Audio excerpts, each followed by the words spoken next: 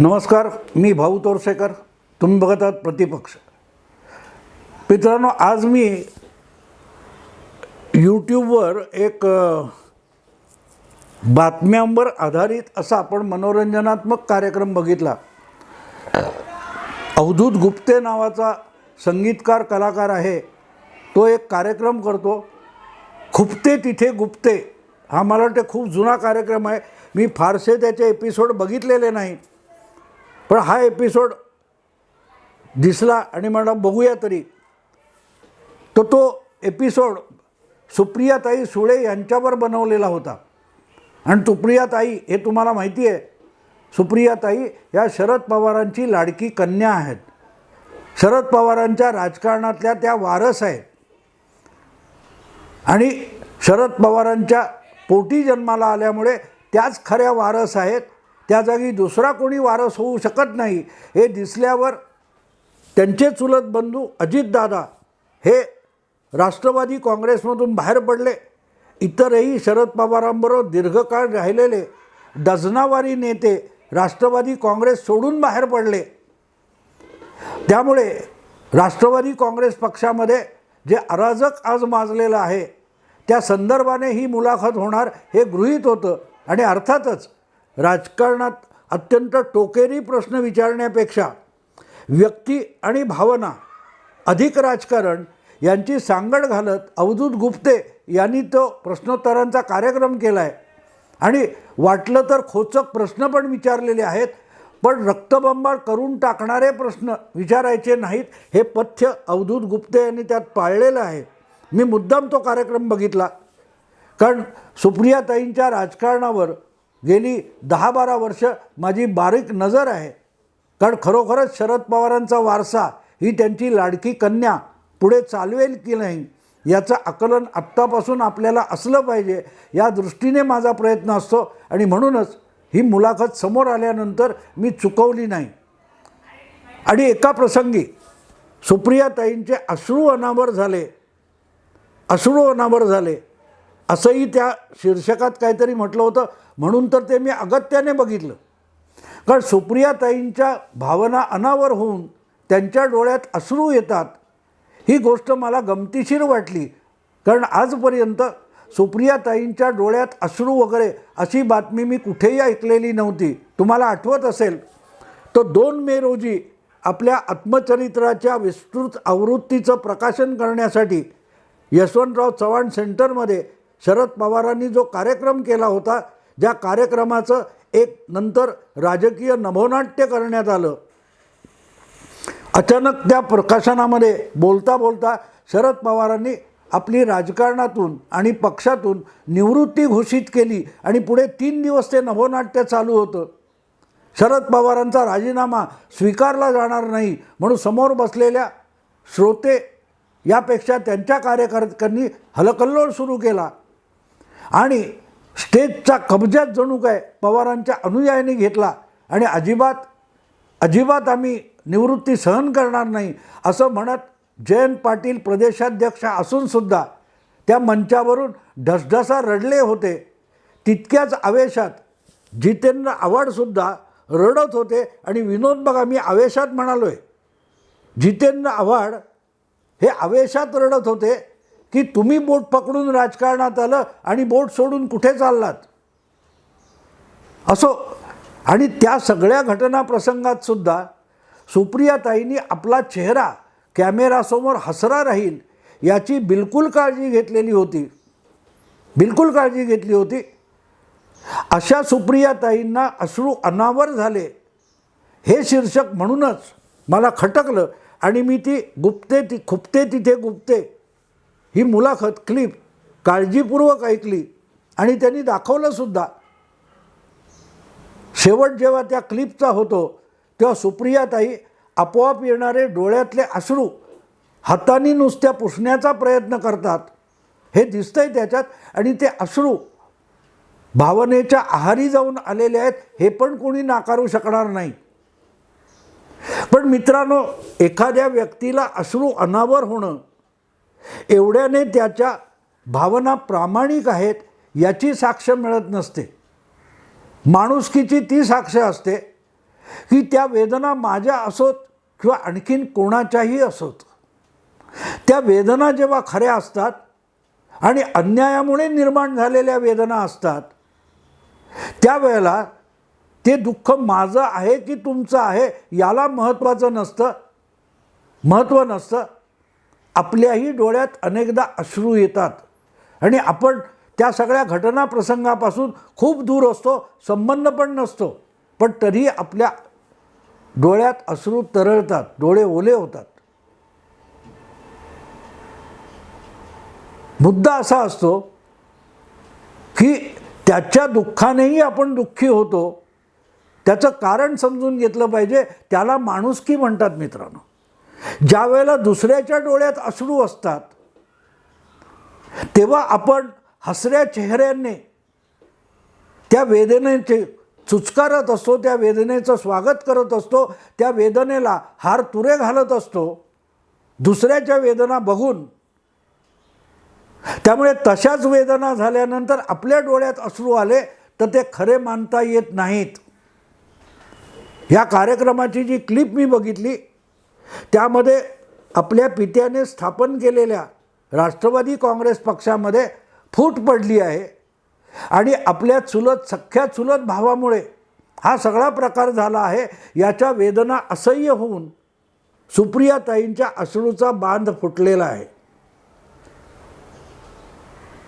त्या वेदना त्यांच्या आहेत, त्यामुळे त्यांचे अश्रू व्यक्तिगत पातळीवर व्यक्तिगत भावनांसाठी सुप्रियाताईंचे अश्रू 100% खरे आहेत, पण त्या व्यक्तिगत असू शकत नाहीत. सुप्रियाताईंना जेव्हा असा इंटरव्ह्यूला मुलाखतीला बोलवलं जातं तेव्हा सुप्रियाताई या सार्वजनिक व्यक्तिमत्व आहेत म्हणून बोलवल्या जातात. त्यामुळे त्यांचे अश्रू हे सार्वजनिक स्वरूपाचे असले पाहिजेत. खाजगी अश्रूंचं प्रदर्शन सार्वजनिकरित्या करणं हे माझ्या मते गैरलागू आहे. जितक्या हसत हसत वडिलांच्या निवृत्तीचं नभोनाट्य बघत सुप्रियाताई चव्हाण सेंटरमध्ये बसल्या होत्या, त्यानंतर या मुलाखतीमध्ये सुप्रियाताईंच्या डोळ्यातून खरोखर आलेले अश्रूसुद्धा खरे मानता येत नाहीत, कारण ते माणुसकीतून आलेले नाहीत. आपल्याच पुतण्याने आपल्याला दगा दिला तर काय वेदना होतात हे सुप्रियाताईंना आजपर्यंत माहिती नव्हतं.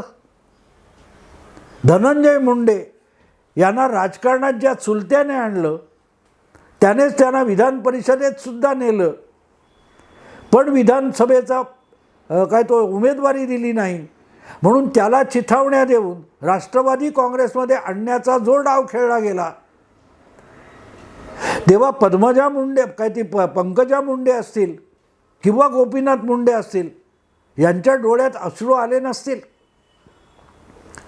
ते अश्रू पुसायला सुप्रियाताई गेल्या होत्या का नाही?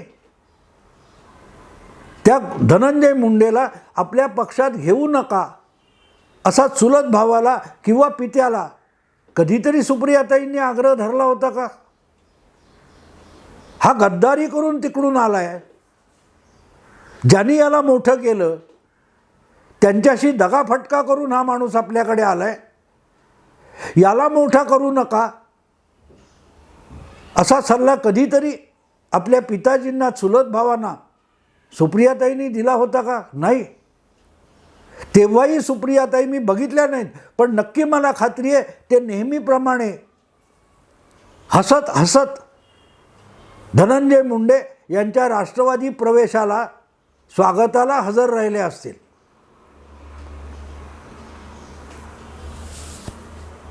2019च्या अखेरीस शिवसेना भाजप युतीत फूट पडली.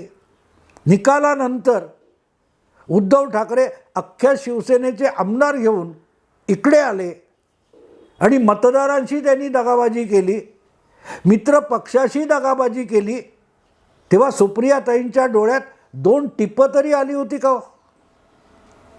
मी पुन्हा येईन असं छाती ठोकपणे सांगत शिवसेना भाजप युतीचं 2019च्या विधानसभा निवडणुकीत नेतृत्व करणारे देवेंद्र फडणवीस निकालाच्या दिवशी किती आनंदित झालेले होते हे वेगळं सांगायला नको.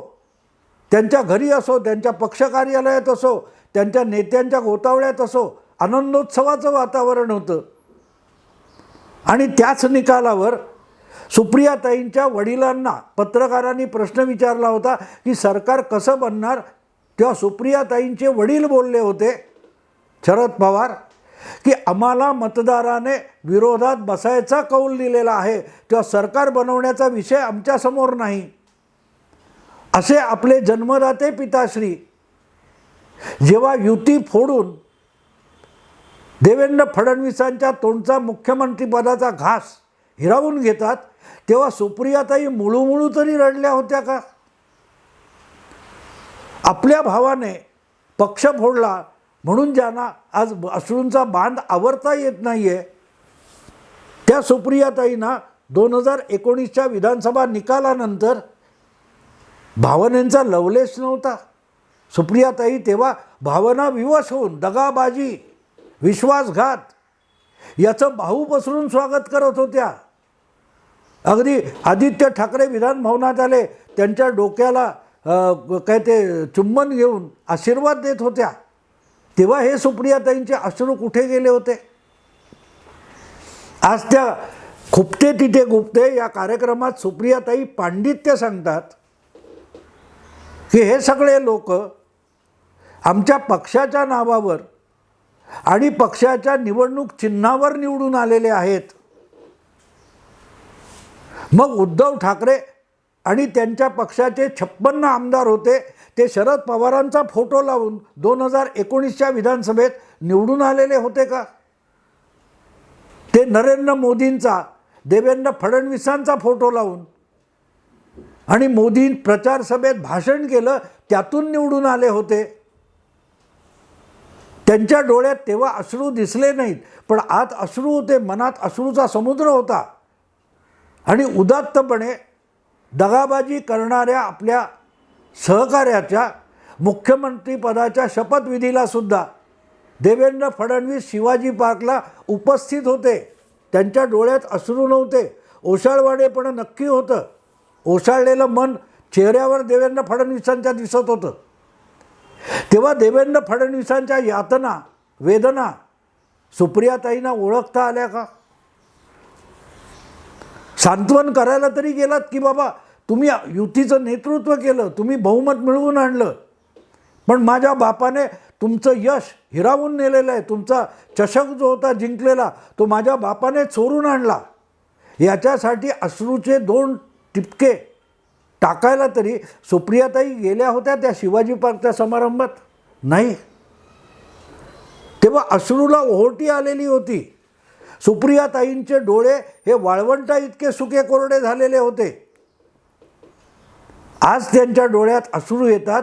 खुपते तिथे गुप्ते या कार्यक्रमात तेव्हाचे अश्रू म्हणूनच खरे वाटत नाहीत, ते माणुसकीचे वाटत नाहीत, व्यक्तीचे आहेत.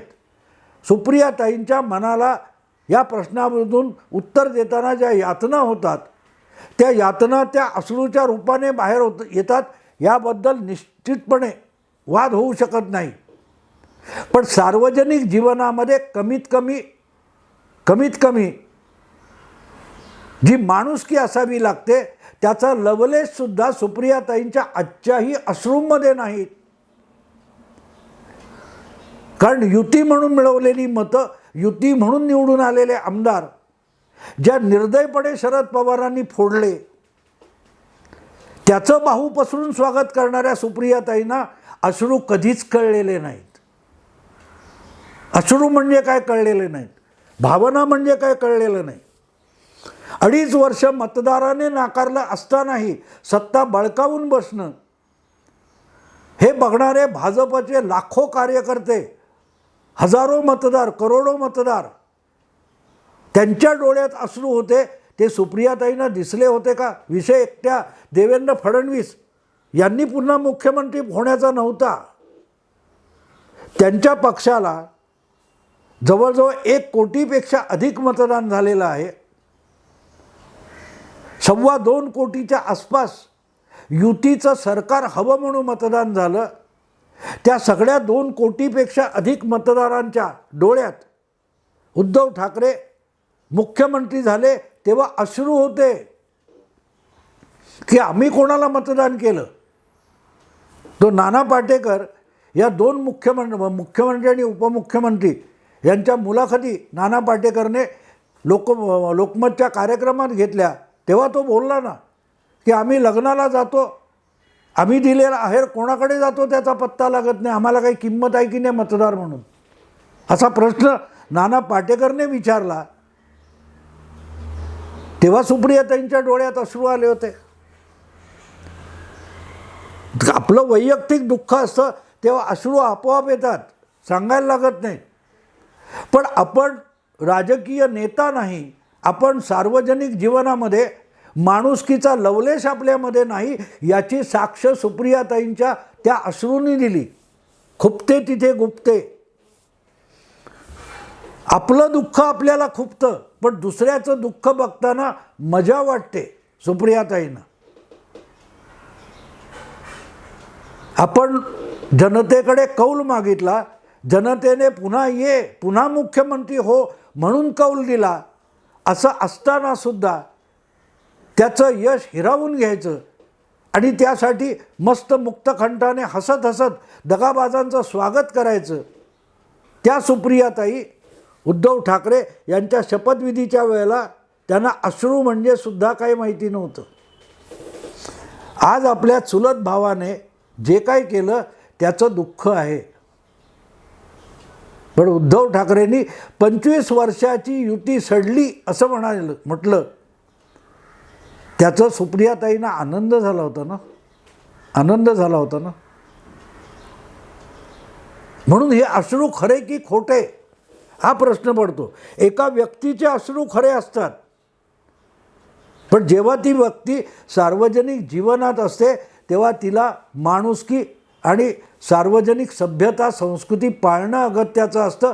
सुप्रियाताई त्यापासून किती परागंदा झालेले आहेत, दूर झालेले आहेत की त्यांना व्यक्तिगत दुःख कळतं, पण सार्वजनिक दुःख, समाजाचं दुःख, मतदाराचं दुःख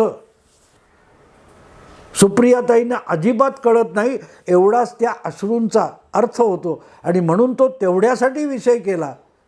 सुप्रियाताईंचे अश्रू किती खरे आणि किती खोटे. अर्थात सुप्रियाताई या कधीही आत्मपरीक्षण करत नाहीत, त्यामुळे आमच्या असल्या व्हिडिओकडे त्या ढुंकून बघणार नाहीत याची खात्री आहे.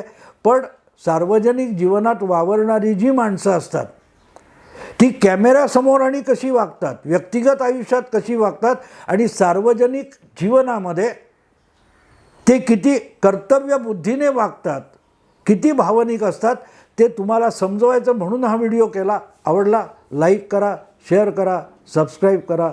नमस्कार.